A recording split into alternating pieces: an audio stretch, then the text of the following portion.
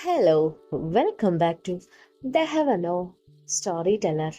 നിനക്കായി ഭാഗം 28 തുടരുന്നു. രാത്രി തണുപ്പ് വല്ലാതെ പ്രകൃതിയെ പുണരാൻ തുടങ്ങി. ശരീരം വല്ലാതെ തണുത്തു തുടരുന്നത് സ്റ്റീവ് അറിയുന്നുണ്ടായിരുന്നു. പക്ഷേ അവന്റെ ഉള്ളിൽ കത്തുന്ന തീ കാരണം ആ തണുപ്പിന് അവനെ തോൽപ്പിക്കാൻ കഴിഞ്ഞില്ല.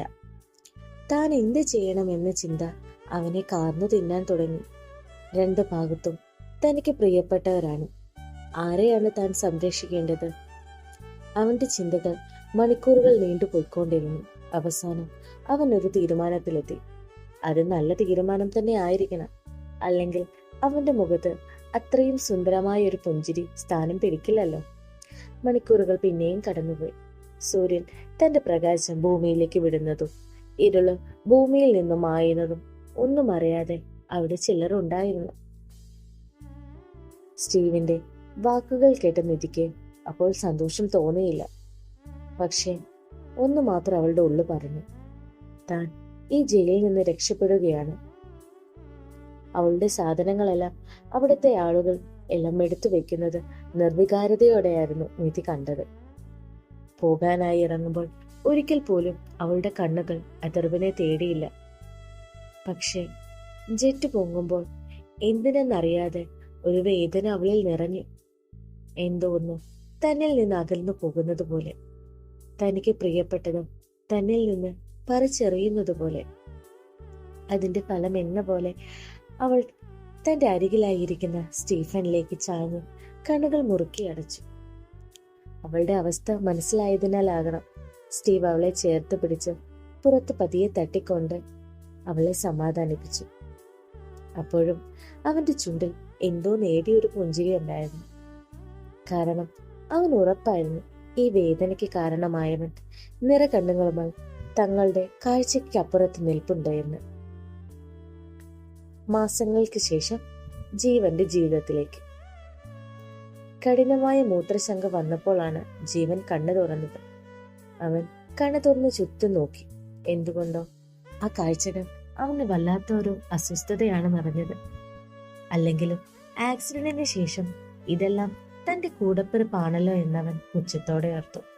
എന്നിട്ട് തന്റെ കാലിലേക്ക് നോക്കി. കാലില് പ്ലാസ്റ്റർ ഇപ്പോഴും വെട്ടിയിട്ടില്ല. പക്ഷെ ഒറ്റയ്ക്ക് നടക്കാൻ സാധിക്കും. എന്നാലും പരസഹായമില്ലാതെ പോകാൻ അവിടെ ആരും അവനെ സമ്മതിക്കാറില്ല. അതുകൊണ്ട് തന്നെ എന്ത് ചെയ്യണമെന്ന് ആലോചിച്ച് പതിയെ എണീക്കാൻ തുടങ്ങുമ്പോഴാണ് പെട്ടെന്നൊരു കൈ അവനെ താങ്ങിയത്. അയ്യോ, ജീവിതത്തിൽ എഴുന്നേറ്റോ? സോറി ഏട്ടാ, ഞാൻ ഏട്ടനുള്ള ജ്യൂസ് എടുക്കാൻ പോയതാണ്. ഏട്ടൻ ഇത്ര പെട്ടെന്ന് എണീക്കുമെന്ന് ഓർത്തില്ല. ക്ഷമാപണത്തോടെ പറയുന്ന അനന്യയെ അവനൊന്നു നോക്കി. ഒട്ടും വർക്കുകളില്ലാത്ത ഒരു പ്ലെയിൻ സാരിയും താൻ ചാർത്തിയ താലിയും ഒരു കുങ്കുമവുമായി നിൽക്കുന്നവളെ കണ്ടിട്ട് അവനൊന്നും തോന്നിയില്ല. കുങ്കുമവും താലിയുമായി നിൽക്കുന്ന അനന്യയ്ക്ക് വല്ലാത്തൊരു സൗന്ദര്യമുണ്ടായിരുന്നു, ഏതൊരു പുരുഷനെയും ആകർഷിക്കാൻ തരത്തിൽ. പക്ഷെ എന്തുകൊണ്ടോ അവനതൊന്നും ആസ്വദിക്കാൻ കഴിയുന്നില്ലായിരുന്നു. അനന്യ എന്നാൽ അതൊന്നും ശ്രദ്ധിക്കാതെ അവന് വേണ്ട കാര്യങ്ങൾ ചെയ്യാനും തുടങ്ങി. തനിയെ നടക്കാൻ കഴിയാത്തതിന് അനന്യയെ താങ്ങിപ്പിടിച്ചാണ് ജീവൻ നടന്നത്. അവനെ ബാത്റൂമിൽ കൊണ്ടിരുത്തി എല്ലാ കാര്യങ്ങളും തിരിച്ചവർ തിരിച്ചു വന്നു. അവന് വേണ്ടി അവൾ തയ്യാറാക്കിയ ജ്യൂസും എടുത്തു നൽകി. നല്ല ദാഹമുണ്ടായതിനാൽ മറ്റൊന്നും ചിന്തിക്കാതെ അവനത് വാങ്ങി കുടിക്കുകയും ചെയ്തു. അവൻ കുടിക്കുന്നത് നോക്കി നിന്ന അനന്യയെ കയ്യിലുള്ള തുണിയെടുത്ത് അവന്റെ മുഖം തുടച്ചു. എന്നിട്ട് പുറത്തേക്ക് പോകാൻ തുടങ്ങി. പെട്ടെന്നാണ് പുറകിൽ നിന്ന് അവന്റെ വിളി കേട്ട് അനന്യ. എന്റെ ജീവേട്ടാ, അവള് മറുപടി നൽകി. അത് എനിക്ക് അവൻ എന്തോ പറയാൻ ശ്രമിക്കുന്നുണ്ടെന്നറിഞ്ഞു അനന്യ, എന്റെ ജീവേട്ട എന്തെങ്കിലും വേണോ? അനന്യ അവൻ അരികിൽ വന്ന് ചോദിച്ചു. അതല്ല, എനിക്കൊരു കാര്യം. അവൻ എന്തായിരിക്കും ചോദിക്കാൻ പോകുക എന്ന് ഉറപ്പുണ്ടായിട്ടും പുഞ്ചിരിയോടെ തന്നെ അവൾ പറഞ്ഞു. ചോദിക്ക് ജീവേട്ട. ജീവൻ തുടർന്നു. അമ്മ പറഞ്ഞതുപോലെ നമ്മൾ തമ്മിൽ ഇഷ്ടത്തിലായിരുന്നോ? അതെന്താ ജീവേട്ട ഇപ്പോഴങ്ങനെ? എനിക്കറിയില്ല അനന്യ. പതറി പതറി പറയുന്നവനെ കണ്ടതും അവളുടെ ഉള്ളിൽ വേദന നിറഞ്ഞു. അവൻ പതിയെ അവളുടെ മുഖത്തേക്ക് നോക്കിയിരുന്നു.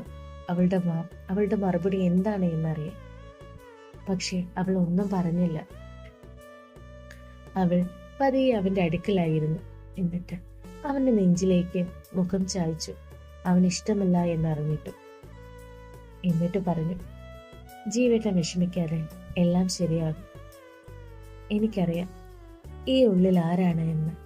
വാശി കൊണ്ട് ഒന്നും നേടാൻ കഴിയില്ല എന്ന് ഇന്ന് എനിക്കറിയാം. തെറ്റായിരുന്നു എന്ന്. പക്ഷെ സ്നേഹിച്ചു പോയി ഞാൻ. ഏട്ടൻ പേടിക്കണ്ട. ഓർമ്മ വരുമ്പോൾ ഈ ഉള്ളിൽ ഞാൻ ഇല്ലെങ്കിൽ ഒരിക്കലും ഒരിക്കലും ഏട്ടന് ഈ ജീവിതത്തിൽ ഞാൻ ശല്യമാകില്ല. അവനെ നോക്കി പുഞ്ചിരിക്കുമ്പോൾ അവളുടെ ഉള്ളിൽ ഇങ്ങനെ മുഴിഞ്ഞുകൊണ്ടിരുന്നു. തുടരുന്നു. അടുത്ത ഭാഗത്തിനായി കാത്തിരിക്കൂ.